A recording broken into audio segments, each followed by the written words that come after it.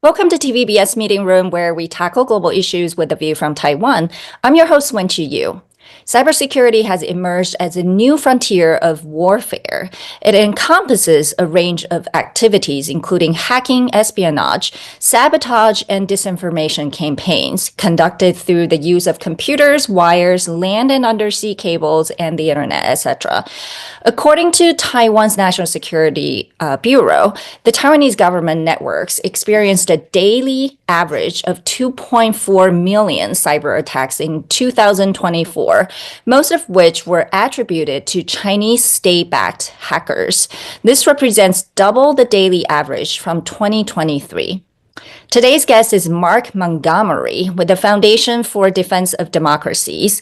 He leads their Center for Cyber and Technology Innovation. He also served in the White House National Security Council working on transnational threats in the U.S. Senate and retired as a Rear Admiral in the U.S. Navy. Welcome, Mark. Well, thank you very much for having me, Wenqi. It's a real pleasure to be on with our friends and partners in Taiwan. So there have been alarming reports about China's cybersecurity threats to the United States. What's new this time is the apparent target of critical infrastructures with no intelligence value.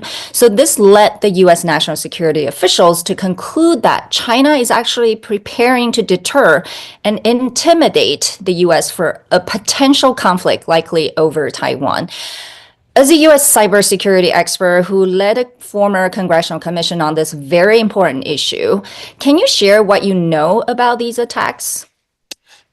Thanks for asking. You're absolutely asking the most important question, which is how is China's aggressive cyber malicious activity against the United States and its allies and partners like Taiwan changing?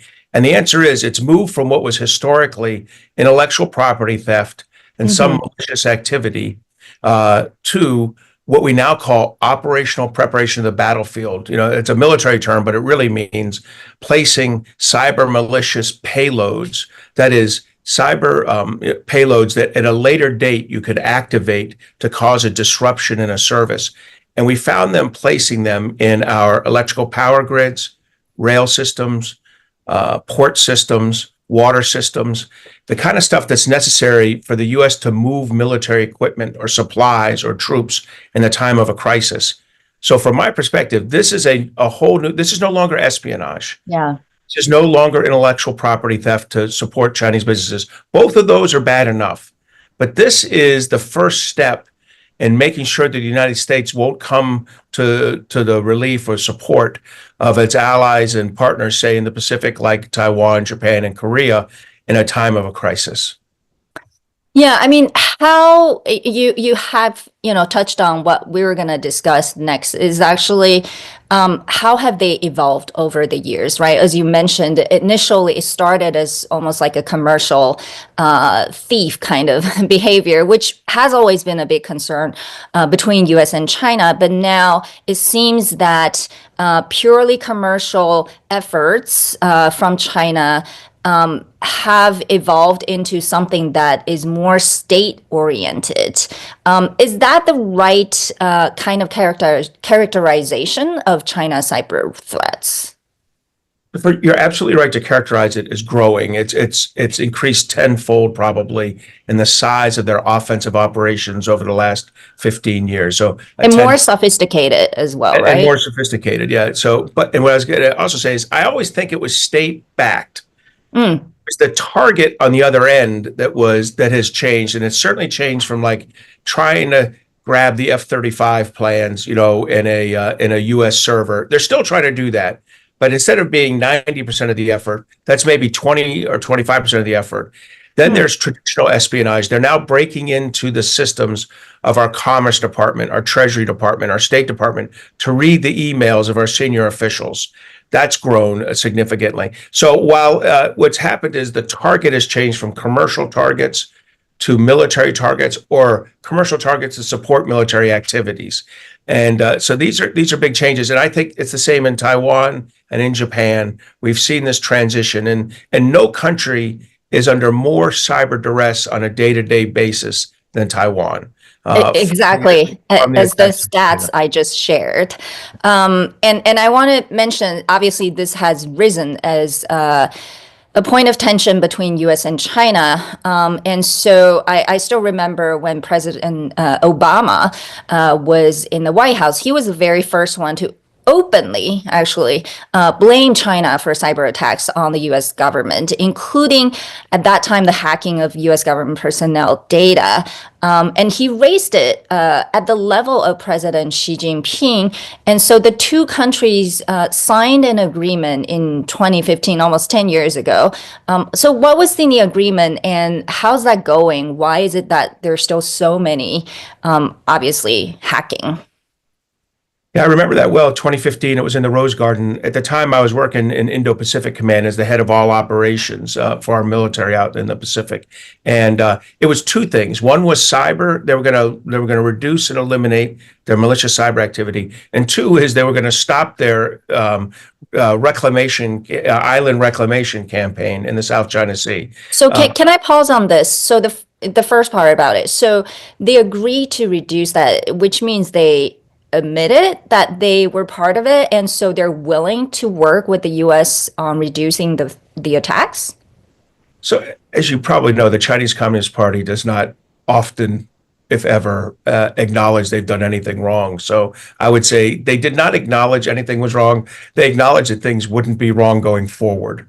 And in both cases, whether it was the island reclamation or the cyber, within 12 to 18 months, things were back at full steam. I think the goal there was at the end of the Obama administration, with a year and a half to go, to kind of prevent the Obama administration from taking aggressive action against China. And indeed, they were successful. We were told to kind of stand down a little bit in our pushback against certain operations. And what China did was what the Chinese Communist Party did was reorient how it organized its cyber forces, and they spent about 12 months doing that. Then they were back out doing bad behavior, and as you've mentioned already, the increase in bad behavior in the 10 years since then, I would say that you could almost have a tenfold increase in bad behavior. Yeah. Well, so the question has always been: are the hackers backed by the Chinese government or the military? What do we know so far? 100%, we believe. Our attributions of Volt Typhoon and Salt Typhoon, and how did the U.S. come to that conclusion? I think we look at the threat signatures used, and then we study threat signatures. We've seen Chinese intelligence, cyber intelligence, cyber military. What is threat signature? Just like a cyber fingerprint. Like what type of tool you use, how you surveil the area, what tools you use to penetrate, what tools you use to install. It kind of leaves a fingerprint. Each type hacking team kind of has a fingerprint like that. So even within the Chinese intelligence services and Chinese military services, we can tell which team is doing which work.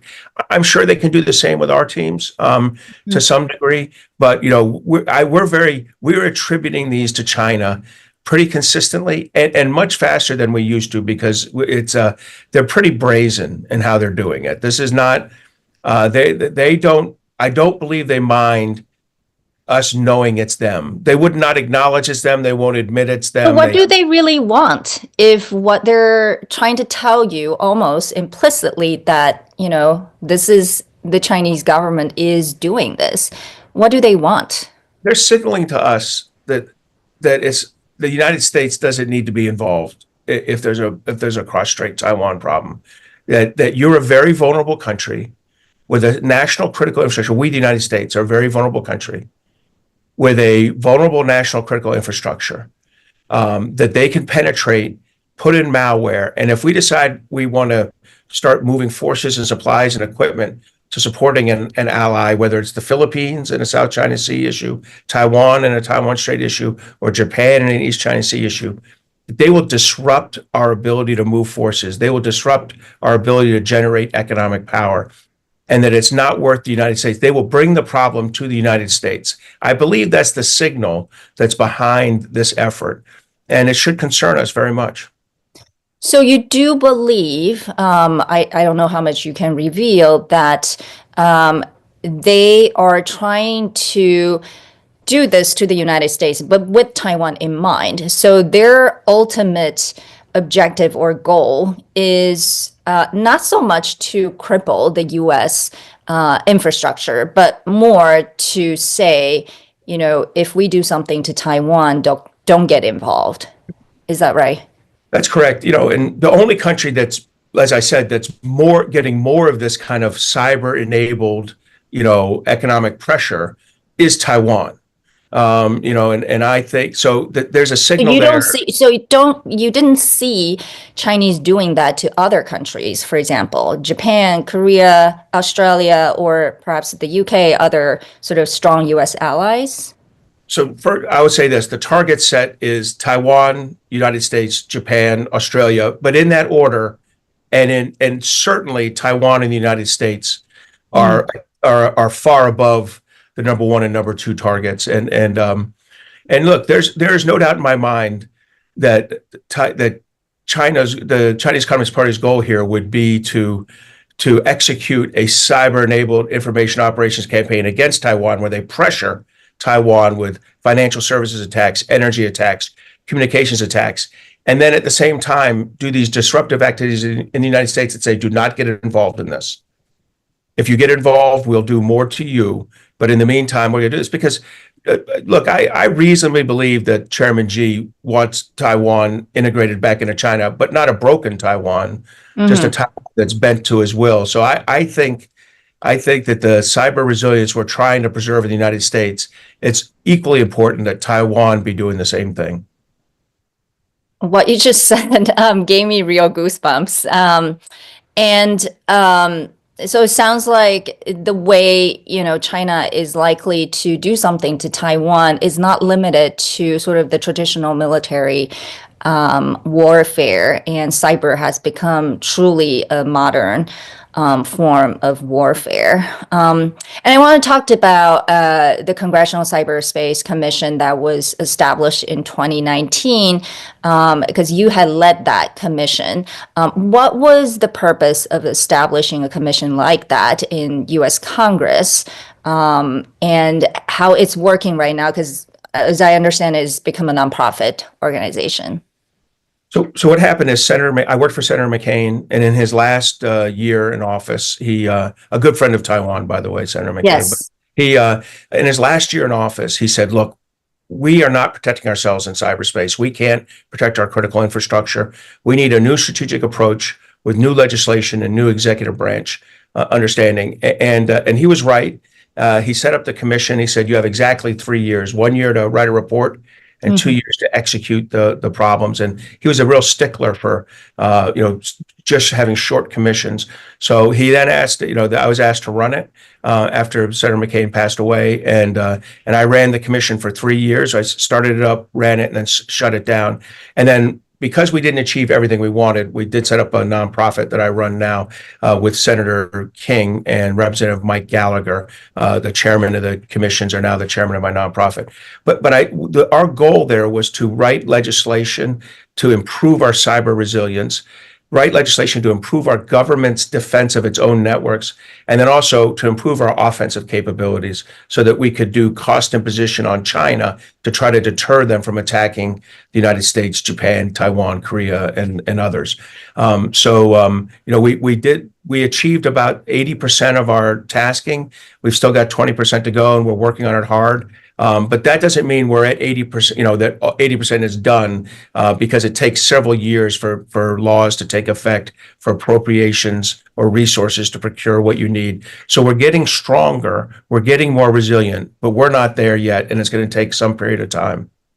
Yeah, so let's talk about it, because I think cyberspace, as I mentioned in the very beginning, is now more on people's radar. And during Trump administration, I believe he was the president that first really, at least his administration called to attention sort of what technology companies, especially those from headquartered in China, could pose in terms of threats to whether it's, American personal data or other threats.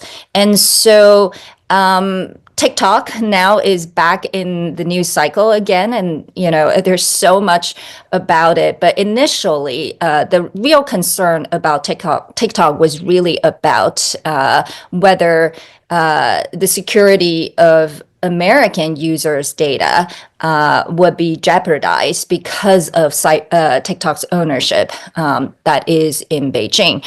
So I understand that you were involved in the drafting or in the writing of the legislation. Can you just tell us a little bit more about the concern, where the concern came from, especially regarding Chinese private companies?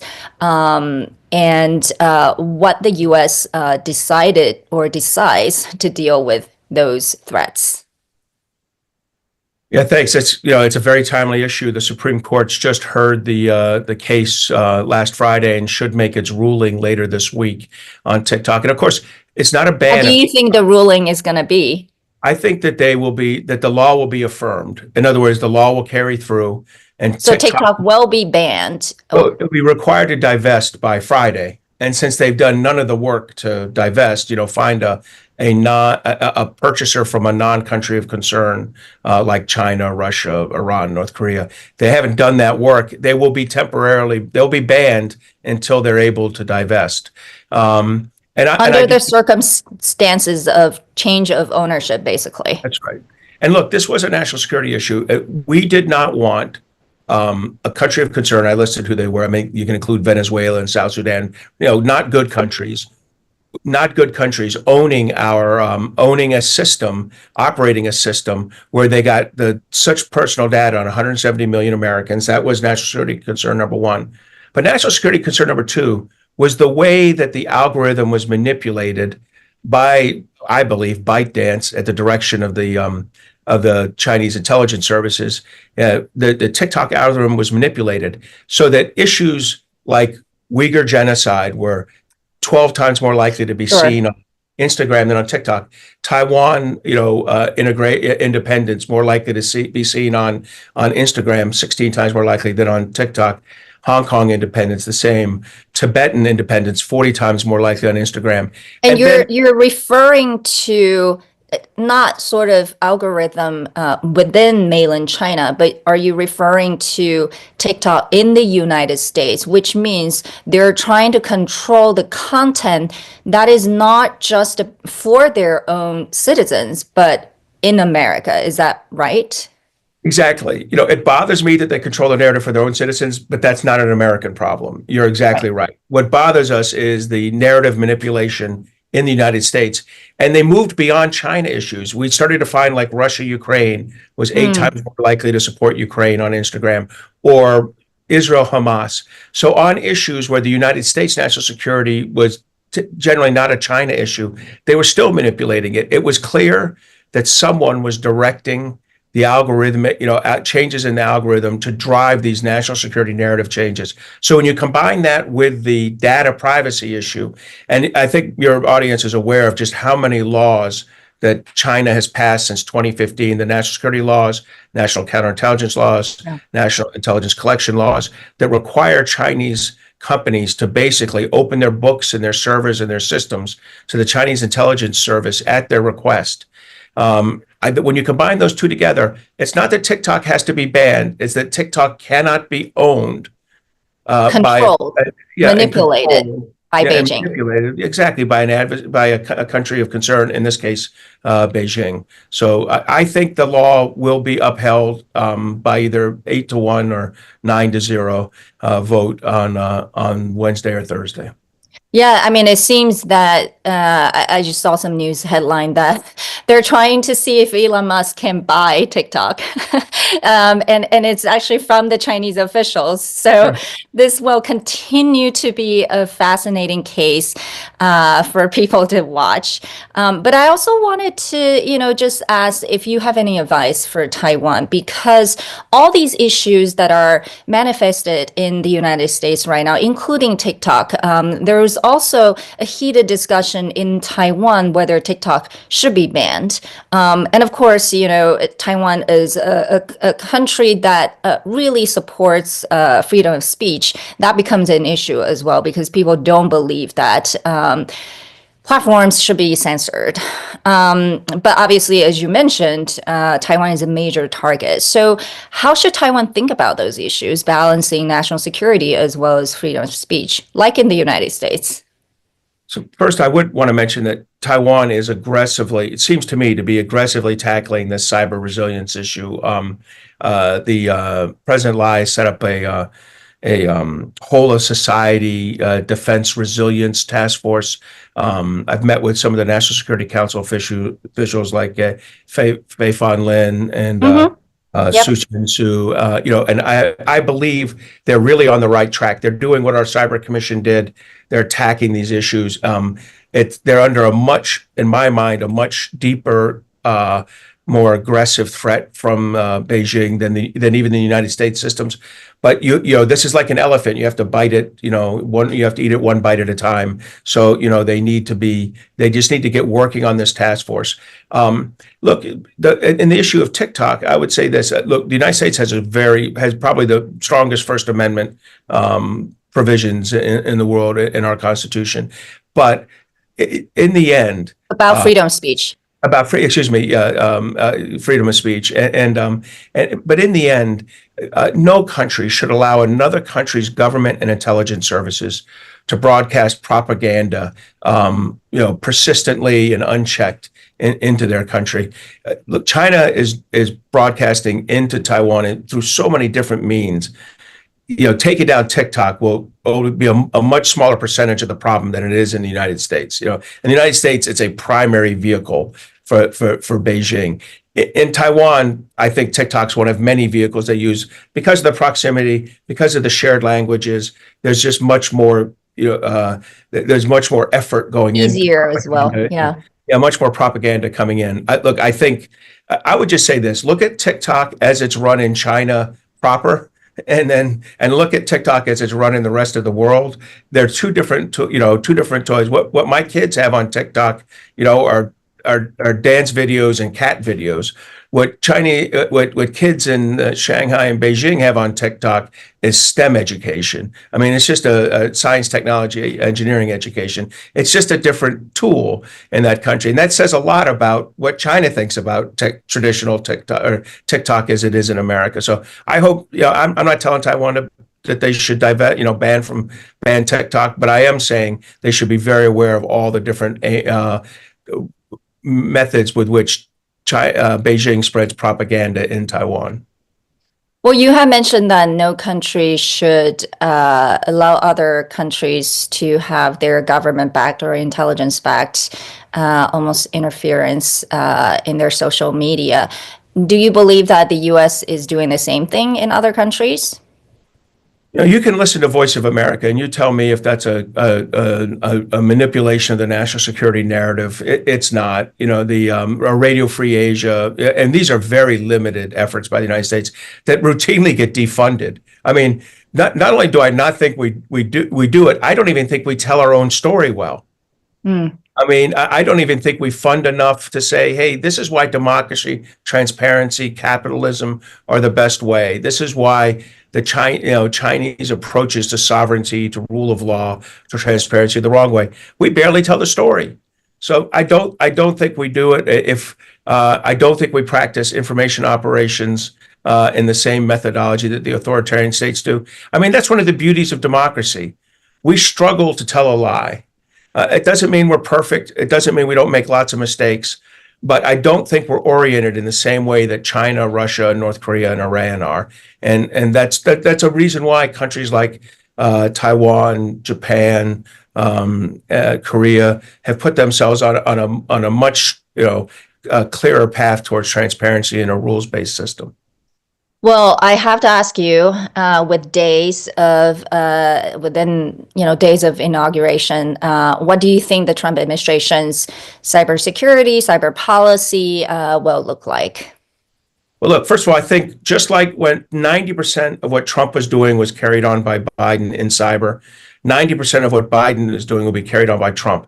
But that 10% new is going to be different. And I think it's going to be a much more aggressive approach to confronting Chinese malicious activity and Russian malicious activity, and what criminal actors are doing in our country. So I think there'll be more offensive pushback on cyber actors. Interesting. Offensive pushback. Okay, so it's not just defensive, but like what would be the offense side of things?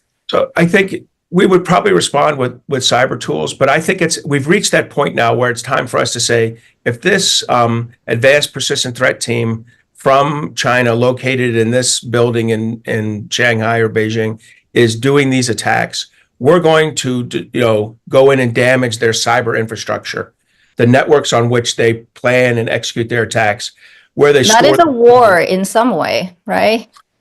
Yeah, I think we would do it with Title 54 with intelligence forces. But I would say at this point, we've got to hold them accountable. You cannot deter them.